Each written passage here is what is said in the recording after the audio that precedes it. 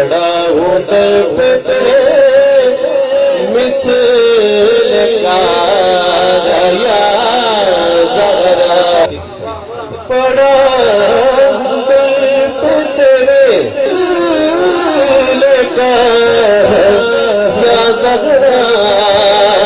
یہ انہوں نے کہا کہ جو خطا کا معنی غلطی کرے وہ مجرم ہے، یہ ان کا اپنا فیصلہ ہے۔ اب ہم آپ کو بتا دیتے ہیں کہ انہوں نے اپنے منہ سے سیدہ طیبہ طاہرہ سلام اللہ تعالی علیہا کے حوالہ سے نہ صرف خطا کا انتصاب کیا بلکہ غلطی کا بھی انتصاب کیا۔ لیجئے سن لیجئے، امکان وقوع کو ہرگز ہرگز ہرگز مستلزم نہیں ہے۔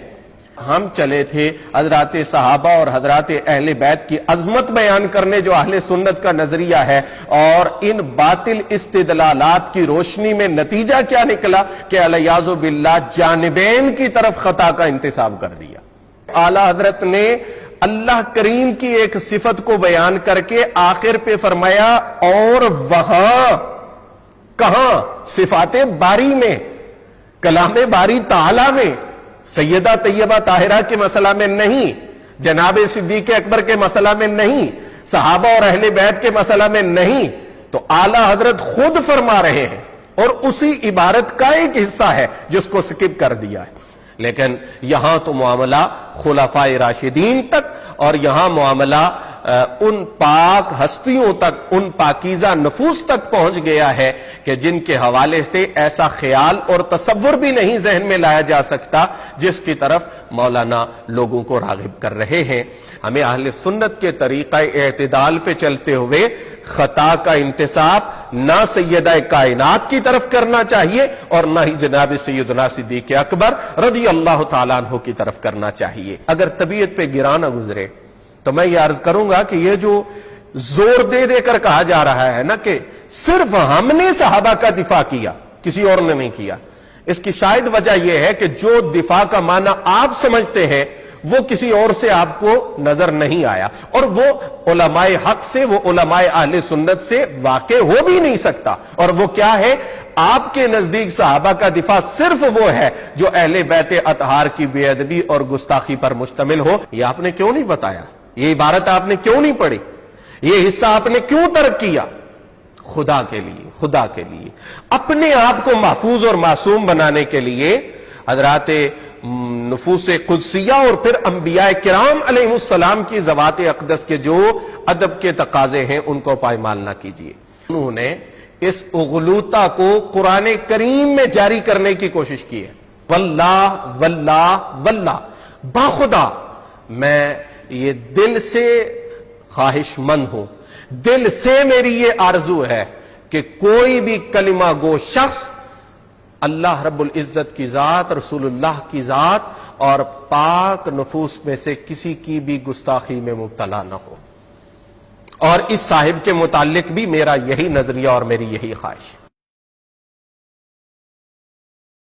الحمدللہ رب العالمین والصلاة والسلام علی سید الاولین والآخرین وعلی آلہ الطیبین الطاہرین واصحابہ الراشدین الہادین المہتدین، اما بعد فاعوذ باللہ من الشیطان الرجیم، بسم اللہ الرحمن الرحیم۔ معزز و محترم ناظرین، کچھ دن قبل سیدہ طیبہ طاہرہ سیدۃ نساء العالمین سیدہ فاطمہ الزہرا سلام اللہ تعالی علیہا کی ذات اقدس کی طرف نسبت خطا کرنے پر ایک شخص کو تنبیہ کی گئی تھی۔ اس سلسلہ میں یہ مطالبہ تھا کہ اعلیٰ حضرت مجدد گولڑہ رضی اللہ تعالی عنہ کی عبارت کی صحیح تشریح کر کے مجھے میرے نمبر پر بھیج دی جائے۔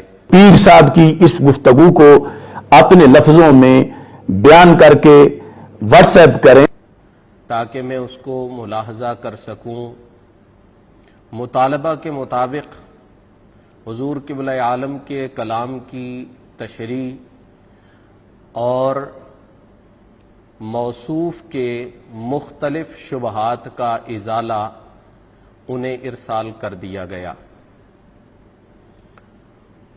اس بیان میں، اس گفتگو میں ہم نے امکان اور وقوع کی بحث میں اعلی حضرت امام اہل سنت مولانا شاہ احمد رضا خان فاضل بریلی رحمہ اللہ تعالی کی ایک عبارت فتاوی رضویہ سے پیش کی، جس میں موصوف کے اس شبہ کو زائل کیا گیا تھا کہ جب امکان ثابت ہو جاتا ہے تو وقوع ثابت ہوتا ہے۔ وہ عبارت آپ حضرات بار دیگر سماعت فرما لیجئے۔ اعلی حضرت فرماتے ہیں، اللہ عز و جل سہون و خطأ بھی صدور کذب سے محفوظ رکھے، مگر امکان وقوعی باقی ہو، یہ مرتبہ اعاظم صدیقین کا ہے۔ اور اس پر انہوں نے ایک حدیث پاک بھی بطور تائید اور تصدیق پیش فرمائی۔ فرماتے ہیں، ان اللہ تعالی یکرہ فوق سمائہ ان یخطأ ابو بکر الصدیق رضی اللہ تعالی عنہ فی الارض، کہ خالق کائنات، خالق ارض و سما آسمانوں میں اس چیز کو ناپسند فرماتا ہے۔ اللہ کے ہاں یہ امر غیر مردی ہے کہ زمین میں حضرت سیدنا ابو بکر صدیق رضی اللہ تعالی عنہ سے کوئی خطا ہو۔ اس سلسلے میں یہ بات بالکل واضح تھی جو فقیر نے عرض کی کہ امکان وقوع کو ہرگز ہرگز ہرگز مستلزم نہیں ہے، اور صرف امکان بھی نہیں بلکہ اعلی حضرت فرماتے ہیں کہ امکان وقوع موجود ہونے کے باوجود ایسا ممکن ہے کہ اللہ رب العزت صاحب سے بھی محفوظ رکھے اور خطا سے بھی محفوظ رکھے۔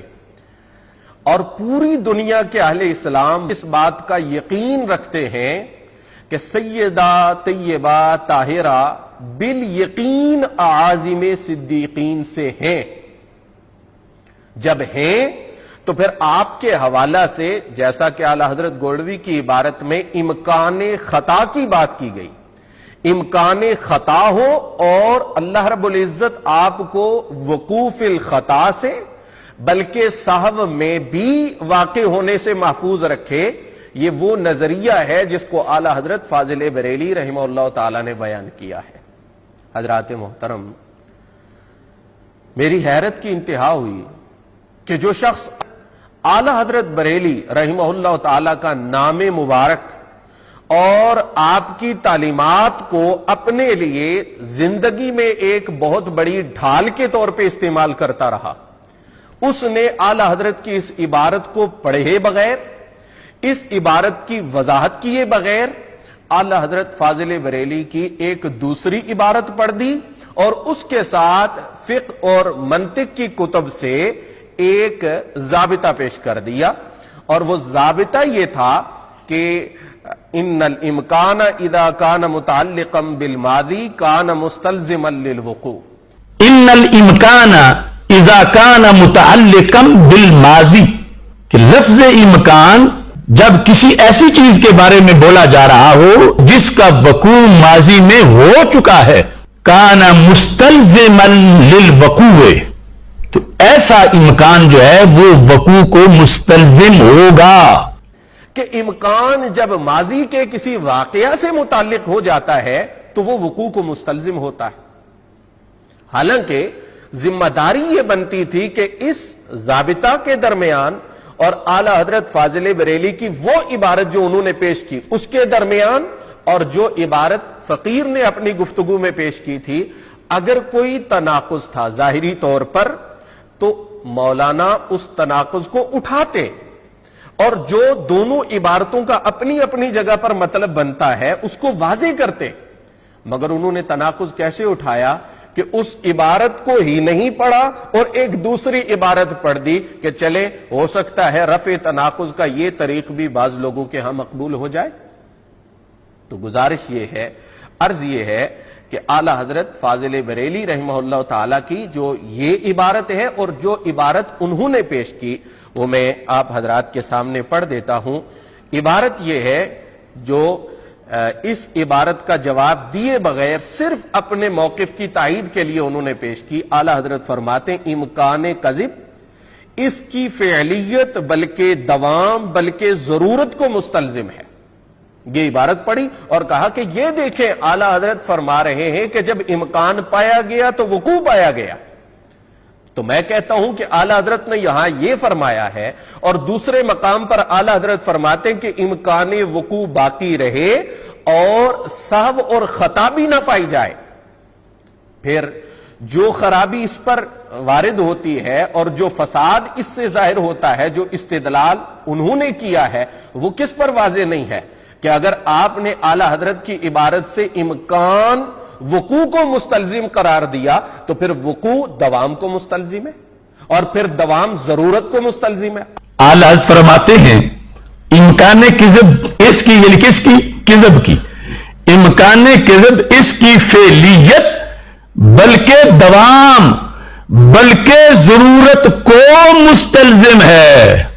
یعنی بولنے والے نے صرف امکان کذب کہا تو لازم کیا آئے گا فعلیت کذب دوام کذب ضرورت کذب. الیاذ باللہ اس سے یہ لازم آئے گا کہ سیدہ طیبہ طاہرہ سلام اللہ تعالی علیہا سے تو نہ صرف خطا کا امکان اور اس کا وقوع ہو بلکہ آپ کے لیے خطا کا دوام اور پھر ضرورت یعنی عدم انفکاک ثابت کیا جائے. تو یہ کیسے ممکن ہے؟ کون سی شعور اس بات کو تسلیم کرے گا؟ اور پھر اعلیٰ حضرت جب یہ فرما رہے ہیں کہ امکان باقی ہو اور نہ سہو ہو نہ وہاں پر خطا ہو اور اس سلسلہ میں انہوں نے جس ہستی کو بطور مثال پیش کیا وہ جناب سیدنا صدیق اکبر رضی اللہ تعالیٰ عنہ کی ہستی ہیں. اعلیٰ حضرت نے یہاں پر امکان کو جناب سیدنا صدیق اکبر کی ذات اقدس سے جوڑا ہے کہ امکان موجود ہے خطا کا آپ کے حوالہ سے لیکن نہ اس کا وقوع ہے ایون کہ سہو بھی نہیں ہے یہاں تک کہ خطا سے بھی اللہ نے آپ کو محفوظ رکھا ہے. تو جو ہستی یعنی حضرت صدیق اکبر یہاں پر بطور مثال بیان فرمائے گئے ہیں تو ان کے تمام معاملات ماضی سے تعلق رکھتے ہیں. اب یہاں امکان کا تعلق ماضی سے ہوا تو کیا ہم یہ کہہ دیں کہ یہاں پر خطا کا وقوع بھی ہے؟ اس سے کیا لازم آئے گا؟ اس سے تو یہ لازم آیا کہ جب حضرت صدیق اکبر کے حق میں امکان ثابت ہوا اس سے وقوع ثابت ہوا تو پھر نعوذ باللہ آپ کے لیے بھی وقوع خطا ثابت ہوا اور سیدہ کائنات کے لیے بھی وقوع ثابت ہوا. اور ہم چلے تھے حضرات صحابہ اور حضرات اہل بیت کی عظمت بیان کرنے جو اہل سنت کا نظریہ ہے اور ان باطل استدلالات کی روشنی میں نتیجہ کیا نکلا کہ الیاذ باللہ جانبین کی طرف خطا کا انتصاب کر دیا. تو عرض یہ ہے کہ اعلیٰ حضرت کی یہ جو عبارت انہوں نے پیش کی ہے اور اس کے سیاق و سباق کو قصدن ترک کیا ہے. یہ نہیں ہے کہ انہیں سمجھ نہیں ہے. میں ابھی یہ عبارت پوری پڑھوں گا تو بات بالکل واضح ہو جائے گی کہ اعلیٰ حضرت یہاں کیا فرمانا چاہتے ہیں اور اعلیٰ حضرت وہاں کیا فرمانا چاہتے ہیں. دیکھیے جو عبارت کا حصہ میں نے پڑھ دیا اس سے آگے اعلیٰ حضرت فرماتے ہیں اگر کلام نفسی جو صفت باری تعالی ہے حضرت یہاں بات اوصاف مخلوق کی ہو نہیں رہی یہاں صفات مخلوق کو ڈسکس نہیں کیا جا رہا. فرمایا کہ اللہ جل وعلا کی صفت کلام نفسی ازلی ابدی واجب للذات مستحیل التجدد کذب پر مشتمل نہ ہو تو کلام لفظی کا کذب ممکن نہیں ورنہ وجود دال بلا مدلول یہ اعلیٰ حضرت ہے یا کذب دال مع صدق المدلول لازم آئے گا اور یہ دونوں بالبداہت محال.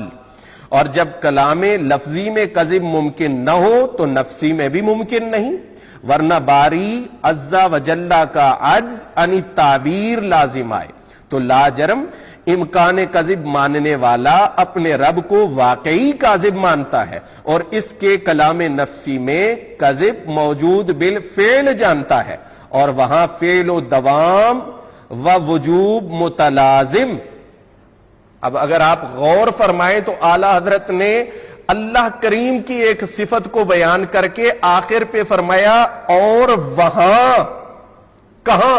صفات باری میں، کلام باری تعالی میں، سیدہ طیبہ طاہرہ کے مسئلہ میں نہیں، جناب صدیق اکبر کے مسئلہ میں نہیں، صحابہ اور اہل بیت کے مسئلہ میں نہیں، تو اعلی حضرت خود فرما رہے ہیں اور اسی عبارت کا ایک حصہ ہے جس کو سکپ کر دیا ہے۔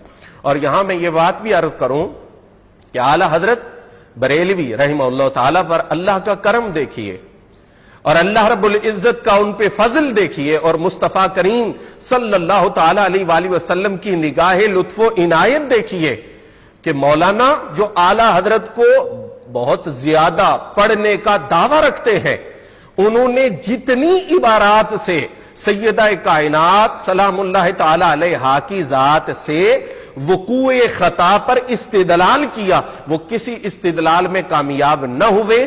یہاں تک کہ میں گزارش کروں گا کہ اعلی حضرت نے جو ترجمہ عوام الناس کے لیے تحریر فرمایا یا تحریر کروایا، وہ بھی ان کا ساتھ نہیں دے رہا تھا۔ گویا کہ اعلی حضرت کی روح پکار رہی تھی کہ میں تو یہ عقیدہ دے رہا ہوں، جان احمد کی راحت پہ لاکھوں سلام، اور جن کی تعریف اور جن کی ستائش میں میری زندگی گزری ہے، تم کیسے میری عبارات کو سہارا بنا کر ان کی ذات اقدس کی طرف اور اس نفس قدسی کی طرف خطا کا انتساب کر سکتے ہو؟ یہ پہلا مرحلہ تھا جو گزشتہ سے پیوستہ تھا، اور میں نے اس کو آپ حضرات کے سامنے واضح کر دیا۔ دوسرا یہاں پر بڑا عذر یہ بنایا جاتا ہے کہ جناب حضرت صحابہ کرام کا دفاع کر رہے ہیں، دفاع سیدنا صدیق اکبر رضی اللہ تعالیٰ عنہ کے لیے ضروری تھا کہ خطا کی نسبت علیہ باللہ سیدہ پاک کی طرف کی جاتی، اور یہ شبہ صرف اور صرف عامی لوگوں کا نہیں ہے، بلکہ اس شبہ میں حضرت خود بھی گرفتار ہیں۔ یہی تو وجہ ہے کہ انہوں نے اعلیٰ حضرت گولوی اور دیگر اسلاف کی عبارات یوں کر کے دکھائیں اور کہا دیکھو جناب صدیق اکبر کے لیے ثواب لکھا ہے، جناب صدیق اکبر کے لیے اصابت لکھی ہے، تو ثواب کا مقابل کیا ہوتا ہے، اصابت کا مقابل کیا ہوتا ہے؟ یہ میں نہیں کہتا، آپ اپنے منہ سے کہہ لیں۔ کہتے ہیں فَإِنَّهُ دَلَّهَا عَلَى الصَّوَابِ، انہو صدیق اکبر رضی اللہ تعالیٰ عنہ نے دلہ یدلو رہنمائی کرنا، رہنمائی کی سیدہ طیبہ طاہرہ رضی اللہ تعالی عنہا، سیدہ فاطمہ رضی اللہ تعالی عنہا کی رہنمائی کی، کدھر؟ علی الصواب، درست نظریے پر۔ اب میں پھر اپنی زبان سے لفظ نہیں بولوں گا، لیکن ان لوگوں کو دعوت فکر دیتا ہوں کہ جب یہ ثواب ہے درست، کہ جب یہ ثواب ہے درست، فدق نہ دینا، تو اب دوسری جانب جو ہے ثواب سواد والا، اس کے مقابلے میں لفظ کیا ہوتا ہے؟ اس کے مقابلے میں لفظ کیا ہوتا ہے؟ اس کے مقابلے میں لفظ کیا ہوتا ہے؟ یعنی گویا وہ یہ سمجھ رہے ہیں کہ جب ایک جانب ثواب ہے تو دوسری جانب خطا ہے، سیدھی سی بات ہے۔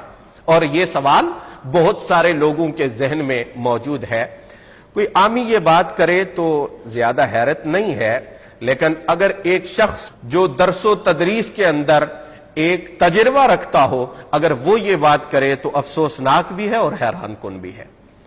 سیدہ سبحان اللہ، آپ کا مقام اور جناب سیدنا صدیق اکبر، آپ کی عظمت، جو ہستیاں ان سے ہزاروں نہیں، کروڑوں نہیں، اربوں گنا نیچے والے مقام پر فائز ہیں، ہماری نسبت وہ ہستیاں بہت عالی، بہت بلند، بہت رفیع مقام رکھنے والی ہیں، لیکن جناب صدیق اکبر کے مقابلہ میں یا جناب سیدہ کے مقابلہ میں وہ تو ان کی بارگاہ سے فیض لینے والے، وہ تو ان کے ذلہ خار ہیں، وہ تو ان کی بارگاہ سے فیوز و برکات حاصل کرنے والے، ان کے سائل، ان کے منگتے، ان کے در کے سوالی ہیں۔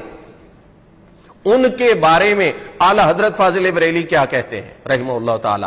آپ فرماتے ہیں کہ وہ مسائل جن میں اختلاف ہے ائمہ اربعہ کا، نظریہ جو لوگ پڑھنے پڑھانے سے تعلق رکھتے ہیں وہ سمجھتے ہیں اختلافات فقہیہ کے اندر رائے بالکل مختلف ہوتی ہے، لیکن اعلیٰ حضرت فاضل بریلی رحمہ اللہ تعالیٰ کیا فرماتے ہیں؟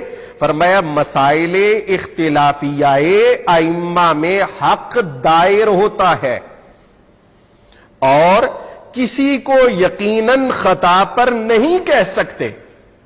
اب یہ دیکھیے اہل علم کی توجہ مطلوب ہے، حق دائر ہوتا ہے، انہی کے درمیان حق ہوتا ہے۔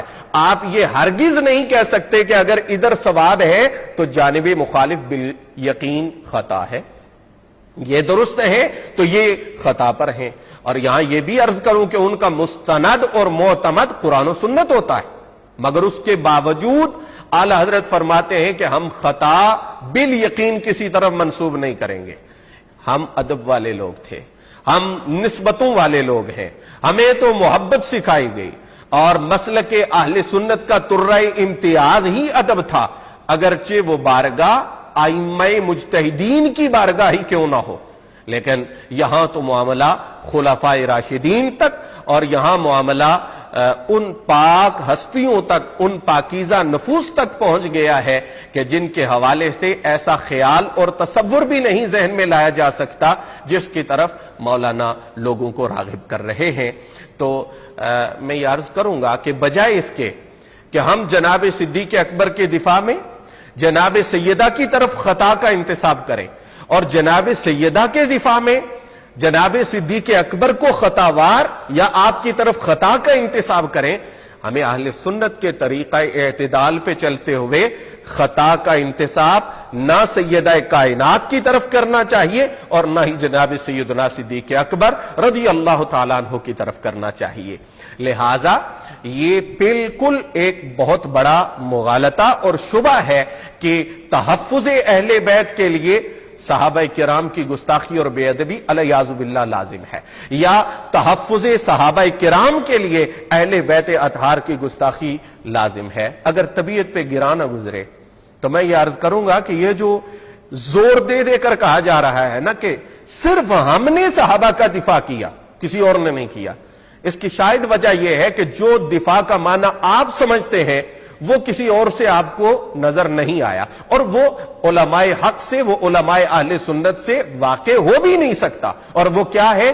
آپ کے نزدیک صحابہ کا دفاع صرف وہ ہے جو اہل بیت اطہار کی بے ادبی اور گستاخی پر مشتمل ہو، وگرنہ صحابہ کرام کا دفاع مکمل ہی نہیں ہوتا۔ اگر ہو جاتا تو آپ دفاع صدیق اکبر کے لیے سیدہ کائنات کی طرف خطا کے انتساب کو لازم نہ گردانتے۔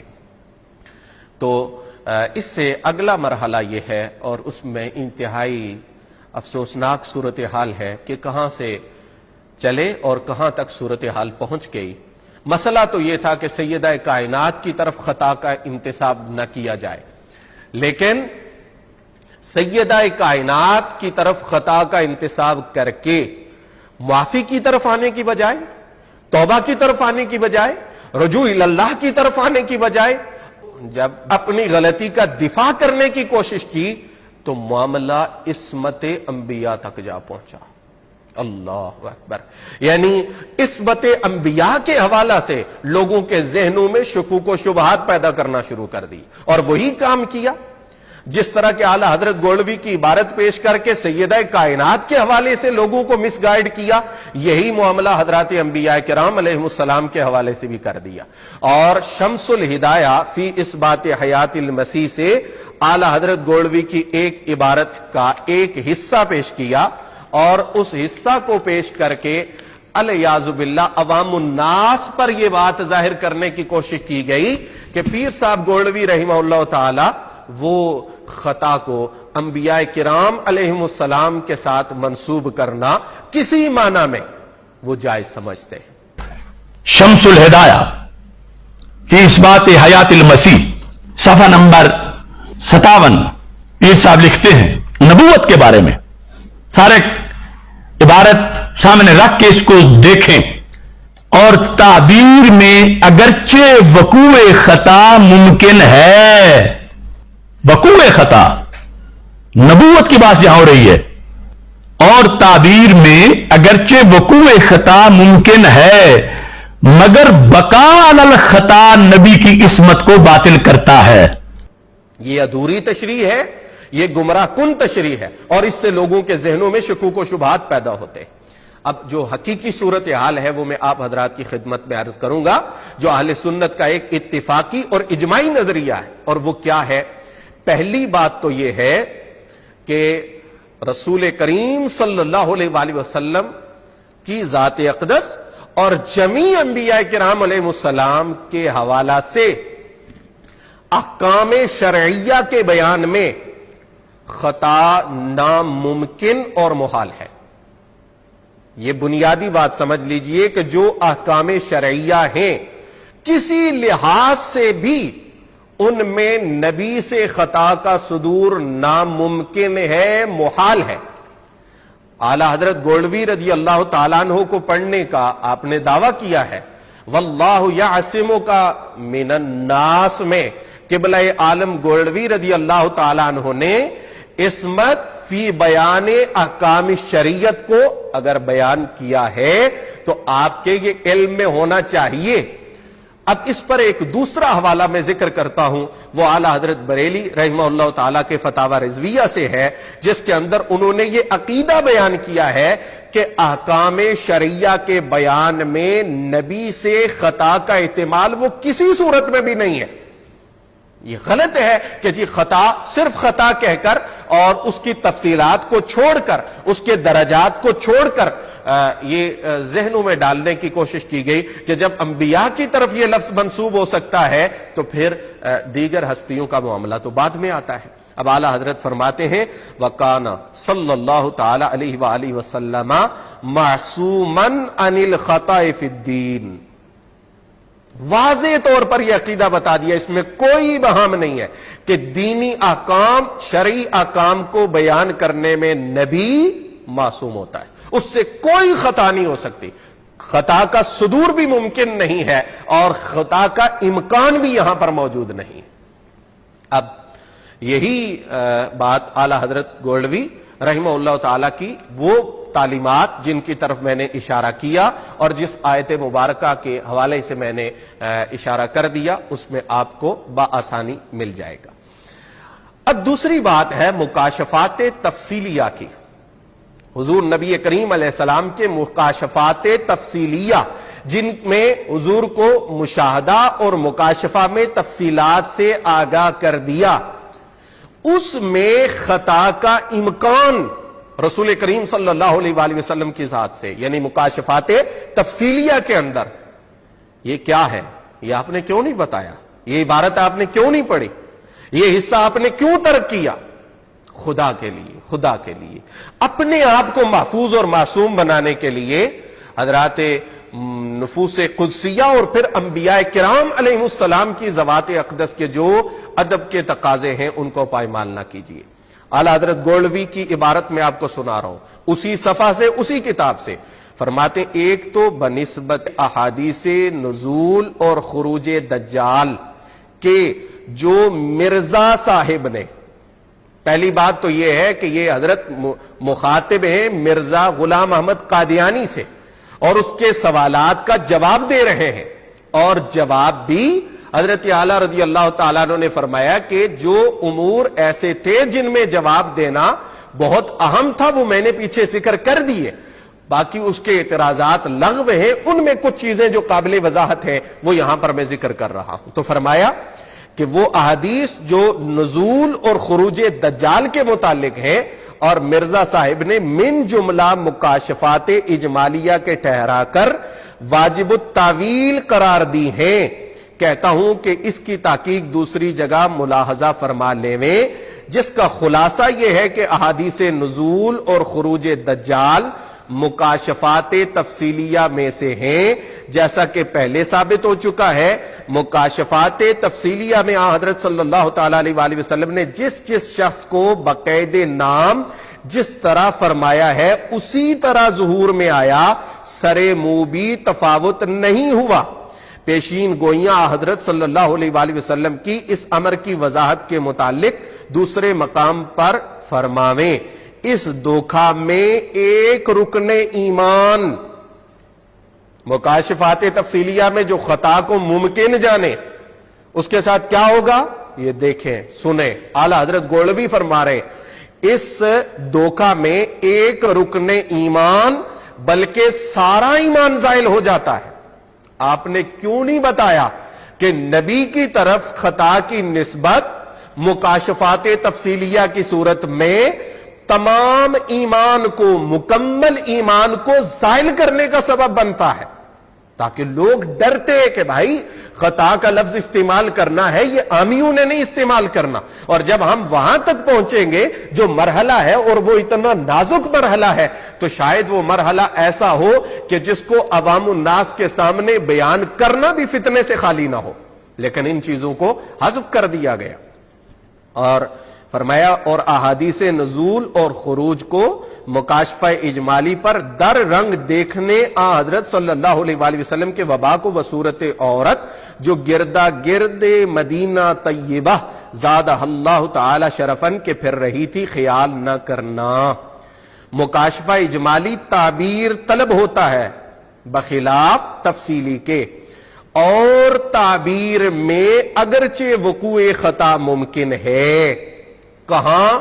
مکاشفہ تفصیلی میں نہیں، احکام شریعہ میں نہیں، احکام دین میں نہیں، صرف مکاشفہ اجمالیہ میں، اور وہ بھی خطا نہیں، خطا فی التعبیر۔ اور اس کا کیا معنی ہے کہ جہاں متعدد احتمالات موجود ہیں، چونکہ مشاہدہ اور مکاشفہ علی وجہ تفصیل تو ہوا نہیں ہے، علی وجہ اجمال ہوا ہے، اور اجمالی صورت میں مختلف احتمالات موجود ہیں۔ اب ایک احتمال کو دوسرے احتمال پر ترجیح دی گئی، اور خطا کہاں ہوئی؟ وہ سننے والے لوگوں کے اذہان میں، ان کی نسبت کہ وہ کچھ اور سمجھے، اور احتمال آخر ان کے ذہنوں کے اندر اتر گیا، اور حضرت اعلیٰ کا فی التعبیر کا لفظ بولنا یہ مقام غور و فکر ہے، یہ محل غور و فکر ہے۔ فرمایا مگر بقا علی الخطا نبی کی عصمت کو باطل کرتا ہے، بناءً علی ھذا بالفرض۔ پھر یہ لفظ غور سے دیکھیے، اعلیٰ حضرت گولوی فرما رہے ہیں کہ جو مرزا کہہ رہا ہے کہ جہاں خطا واقع ہوئی ہے، فرمایا بالفرض یہ بات ممکن نہیں ہے، بفرض محال اگر ایسا ہو۔ اعلیٰ حضرت گولوی وہاں امکان کہہ رہے ہیں، وقوع بنا دیا، یہاں بالفرض کہہ رہے ہیں، اور کہہ دیا کہ خطا نبی کی طرف نسبت کے لحاظ سے بھی بے ادبی نہیں ہے، تو باقیوں کا معاملہ تو بعد میں ہے۔ یہ تو عصمت کے بھی منافی نہیں، عصمت کی بھی توہین نہیں، توہین نبوت بھی نہیں، تو یہ کس منہ سے ولایت کے اندر معصومیت سے نیچے جا کر وقوع خطا جس میں بقا نہیں اس کو توہین بناتے ہیں۔ جب بات کو پورا نہ بیان کیا جائے تو پھر شکوک و شبہات بڑھتے چلے جاتے ہیں۔ بناءً علی ھذا بالفرض اگر احادیث نزول اور خروج مکاشفہ اجمالی کے قبیل سے بھی ہوں تو ساری عمر آپ کا باقی رہنا خطا فی التعبیر پر، پھر خطا فی التعبیر فرمایا الیاذ باللہ آپ کی عصمت میں حارج ہوگا۔ یہی وہ بات ہے کہ جس کو اعلی حضرت بریلوی رحمہ اللہ تعالی نے بھی ایک مقام پر ذکر فرما دیا ہے، معصوم من اللہ و مؤید بالمعجزات ہو کہ کذب کا امکان وقوعی بھی نہ رہے۔ یہ تشریح ہے اعلی حضرت گولوی علیہ رحمت کی عبارت کی، مگر بنظر نفس ذات امکان ذاتی ہو۔ یہ رتبہ حضرات انبیاء و مرسلین علیہم الصلاۃ والسلام اجمعین کا ہے، یعنی باقی تمام تر خطا کے احتمالات کی نفی کر کے ایک وہ مقام جس کو عوام میں خطا کہنا بھی درست نہیں ہے، اس کو لے کر صرف اور صرف اپنے موقف کو تقویت دینے کی کوشش فرمائی ہے۔ میں پھر توجہ دلاؤں گا کہ اللہ رب العزت کی رضا کے لیے حق کو تسلیم کرنے میں ہی عافیت ہے۔ اب اس کے بعد انہوں نے منطق کی کتب سے مغالطہ عامت الورود وارد کر دیتے تو ہمیں اتنا تاسف نہ ہوتا کہ یہ چلتا رہتا ہے کہ ہر مدعا جو ہے اس کو آپ اغلوطہ عظیمہ کے ذریعے ثابت کر سکتے ہیں۔ لیکن انہوں نے اس اغلوطہ کو قرآن کریم میں جاری کرنے کی کوشش کی ہے. میں بالکل واضح کروں گا، اور میں اگر اس حوالے سے ان کا کوئی اعتراض ہوگا تو میں پوری ذمہ داری سے یہ بات عرض کر رہا ہوں کہ مغالطہ عامۃ الورود کو قرآن کریم میں انہوں نے جاری کیا. چند مقامات پڑھے اور پڑھ کر نتیجہ یہ نکالا کہ کوئی بات ایسی ہوتی ہے جو کہنا ٹھیک نہیں ہوتی مگر کہنا پڑتی ہے، انطباق نہیں کیا. اب اس سے تو کوئی بندہ کوئی بات کہہ دے اور پھر قرآن لے کے آ جائے کہ دیکھو یہ بات بنتی تو نہیں ہے لیکن قرآن نے کہی ہے، لہٰذا میں بھی جو کہوں، چونکہ انطباق نہیں ہے. یہ بات سمجھیے گا، انطباق کرتے تو پھر ہم اس کے حوالے سے اور تبصرہ کرتے، یا وہ بات قابل تسلیم ہوتی تو اس کو تسلیم کیا جاتا. انطباق نہیں کیا، صرف یہ کہا کہ جناب یہاں پر یہ بات درست نہیں ہے مگر ذکر کی گئی ہے، ایسے ہی وہ بات درست تو نہیں ہے مگر ذکر کی گئی ہے. تو یہ مغالطہ عامۃ الورود کو استعمال کیا اور قرآنی آیات پر استعمال کیا. دوسری بات یہ ہے، اگر وہ کہیں کہ نہیں میں نے انطباق کیا ہے تو نہیں کیا. اگر کرتے تو کیسے بنتا تھا؟ انطباق کی صورت یہ تھی کہ وہ یہ کہتے کہ سیدہ طیبہ طاہرہ سلام اللہ تعالی علیہا کی طرف خطا کی نسبت میں نہیں کر رہا، جیسا کہ انہوں نے یہاں پر کہا کہ علی قولکم، یہ قرآن کریم کی ان آیات مبارکہ کے الفاظ مبارکہ کے معنی علی قولکم کے مطابق تشریح کیے جائیں گے، ان کی شرح علی قولکم کے مطابق کی جائے گی. یا تو وہ یہ کہتے کہ حضرت سیدہ کائنات کی طرف خطا کی نسبت علی قولکم. میں پوچھتا ہوں یہ قولکم کم سے مراد کون ہے؟ کس نے نسبت کی ہے کہ آپ علی قولکم کہہ کر سیدہ کائنات کی طرف نسبت کر رہے؟ اگر روافض ہیں تو ان کے ہاں یہ نہیں ہے، اگر اہل سنت ہیں تو ان کے ہاں بھی یہ نہیں ہے. لہذا انطباق کیے بغیر سیدہ کائنات کی طرف جو خطا کی نسبت کی ہے اس کو درست ثابت کرنے کے لیے انہوں نے ان آیات مبارکہ کو مغالطہ عامۃ الورود کے طور پر پیش فرمایا. لیکن یہ آیات بھی ہرگز ان کا ساتھ نہیں دے رہی. میں بالکل اختصار کے ساتھ یہ عرض کروں گا. ایک آیہ مبارکہ جزاء سیئۃ سیئۃ، یہاں تک انہوں نے مفہوم بیان کر دیا کہ جو سیئہ کے مقابلہ میں ہے، سیئہ ہے وہ تو حسنہ ہے، لیکن قرآن نے اس کو سیئہ کہا ہے. تو میں عرض کروں گا ایک تو بات یہ ہے کہ آگے مثلھا ہے، اور جو سیئہ ہے وہ حسنہ کی مثل نہیں بن سکتی. اور دوسری بات یہ ہے کہ یہاں پر مفسرین نے ذکر کیا ہے کہ دوسری سیئہ کو سیئہ کہنا یہ مجاز ہے. آپ نے یہ بیان کیا کہ حضرت سیدہ کی طرف آپ خطا کا لفظ مجازن منسوب کر رہے ہیں؟ آپ نے تو نہیں کہا کہ یہ مجاز ہے، اصل معنی تو فلاں تھا لیکن یہ مجاز ہے. دوسری بات یہ ہے کہ مفسرین نے یہ بھی ذکر کیا ہے کہ یہاں سیئہ کو ذکر کرنا وہ نکتہ سے خالی نہیں ہے. اور وہ نکتہ کیا ہے؟ وہ نکتہ یہ ہے کہ اگر معاف کر دیا جائے تو بہتر ہے. میں اس کی وضاحت ناظرین پہ اور سامعین پر چھوڑتا ہوں چونکہ بات بالکل واضح ہے. دوسری آیہ مبارکہ میں اجرمنا کے لفظ سے استدلال کیا اور پھر خود ہی کہا کہ آقا کریم علیہ الصلوۃ والسلام پھر اصحاب رسول صلی اللہ تعالی علیہ وآلہ وسلم و رضوان اللہ تعالی علیہم اجمعین کے لیے اجرمنا کا لفظ استعمال کیا جا رہا ہے مگر علی قولکم. کیوں آپ الجھا رہے ہیں لوگوں کو؟ یہ ماضی میں ترجمہ قرآن کے ساتھ یہ معاملات ہوئے اور جس سے بہت بڑے فتنوں کا دروازہ کھلا. آپ یہ وضاحت کیوں نہیں کرتے کہ بالفرض والمحال اگر یہ جرم ہو تو پھر تم اس کے جواب دے نہیں ہو، ہم اس کے جواب دیں، تاکہ قرآن میں جہاں باقی آیات میں بالفرض والمحال کہہ کر مسئلہ سمجھانے کے لیے یہ توضیح اور تشریح کی جاتی ہے وہ یہاں پر بھی لوگوں کے ذہن میں ہوتی. اور تیسرا مقام تو حیران کن ہے. انہوں نے پیش کیا کہ حضرت جناب ابراہیم علیہ السلام نے کہا قال ھذا ربی، ھذا ربی.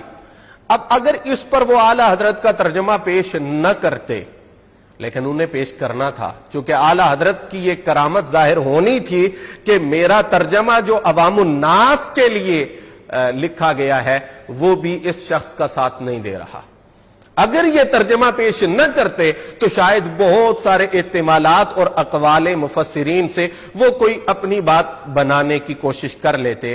لیکن اعلی حضرت نے جو اس کا ترجمہ کیا ہے قربان جائیے، کیا خوبصورت ترجمہ کیا اور خوبصورت انداز ہے کہ مفسرین کرام نے جو احتمالات ذکر کیے ہیں ان میں سب سے اعلیٰ احتمال لیا، اور اردو کا تسلسل وہ اپنی مثال آپ ہے۔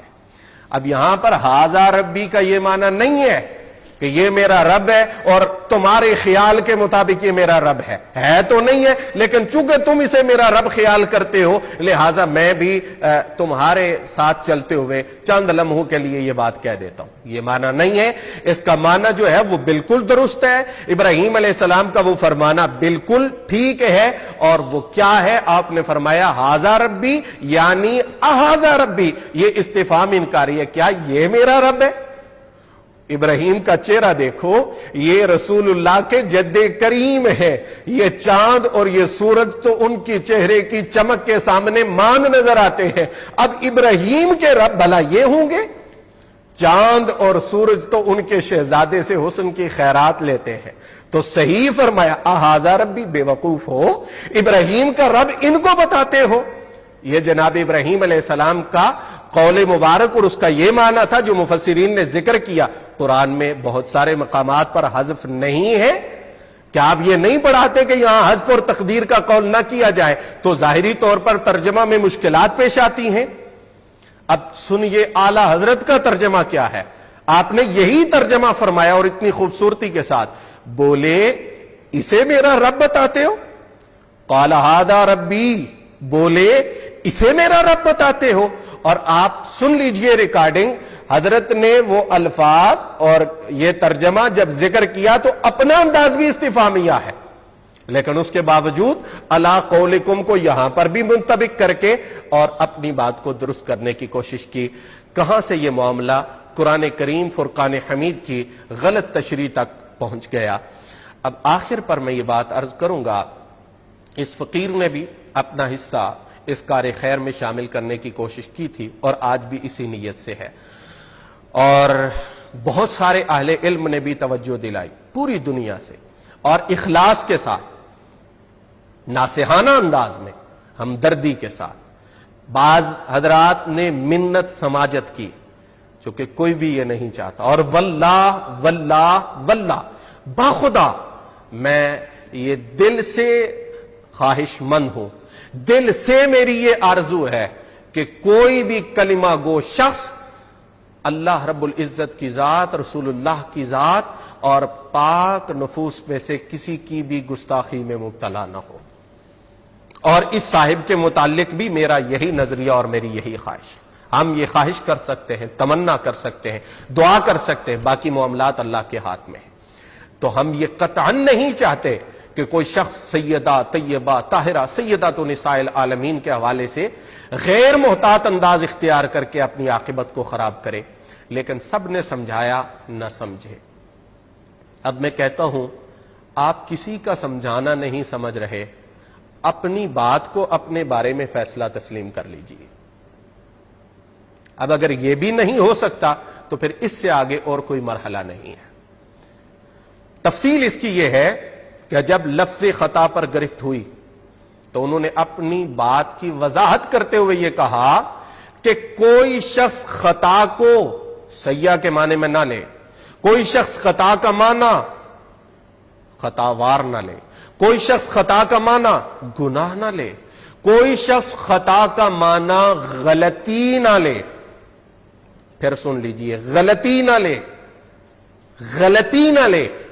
اگر کوئی ایسا کرے گا تو وہ مجرم ہے، اور مجرم بھی کس بات کا؟ کیا جرم ہے اس کا؟ کس بارگاہ کا مجرم ہے؟ سیدہ طیبہ طاہرہ کی بارگاہ کا مجرم ہے، اور جو اس بارگاہ کا مجرم ہے وہ رسول اللہ کی بارگاہ کا بھی مجرم ہے، اور اللہ کی بارگاہ میں بھی وہ مجرم ہے۔ یہ انہوں نے کہا کہ جو خطا کا معنی غلطی کرے وہ مجرم ہے، یہ ان کا اپنا فیصلہ ہے۔ تو یہ یاد رکھیں، جو شخص لفظ گناہ، لفظ قصور، لفظ نقص، لفظ غلطی، لفظ غلطی، لفظ غلطی، لفظ خطا کار یا خاطی یہ بول کر ہمارے بیان کا حوالہ دے رہا ہے وہ مجرم ہے، وہ مجرم ہے، وہ مجرم ہے۔ یہ جو لفظ خطا ہے، اگر اس لفظ کو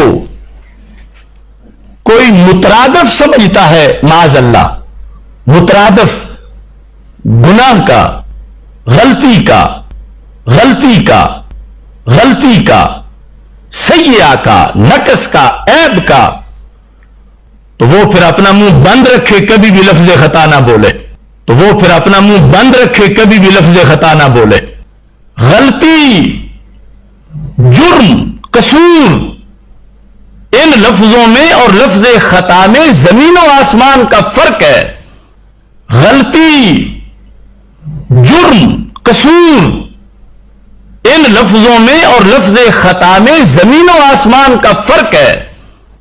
اب ہم آپ کو بتا دیتے ہیں کہ انہوں نے اپنے منہ سے سیدہ طیبہ طاہرہ سلام اللہ تعالی علیہا کے حوالہ سے نہ صرف خطا کا انتساب کیا بلکہ غلطی کا بھی انتساب کیا۔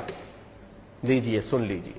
حضرت فاطمہ رضی اللہ تعالی عنہا نے اگر یہ دلیل پیش کی تھی تو پھر بھی معصوم نہیں تھی، غلطی ہو گئی، غلطی ہو گئی، غلطی ہو گئی۔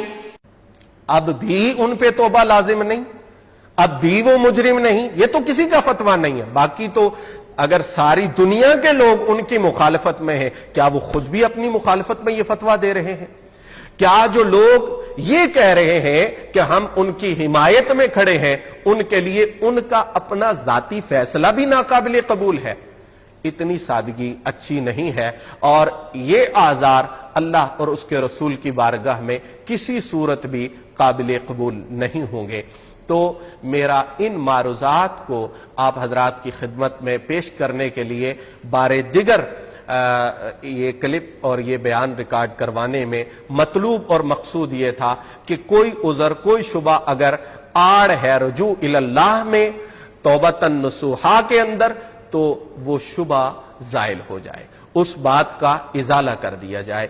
اللہ جل جلالہ کی بارگاہ میں دعا ہے کہ پروردگار عالم ہمیں اپنے پیارے محبوب کریم علیہ السلام، آپ کی آل امجاد، آپ کے اصحاب کرام اور آپ کی ہر نسبت کی تعظیم اور ادب کی توفیق مرحمت فرمائے، اسی پر ہمیں استقامت نصیب فرمائے، بھولے بھٹکے لوگوں کو راہ ہدایت پہ آنا نصیب کرے۔ والسلام علیکم ورحمۃ اللہ وبرکاتہ۔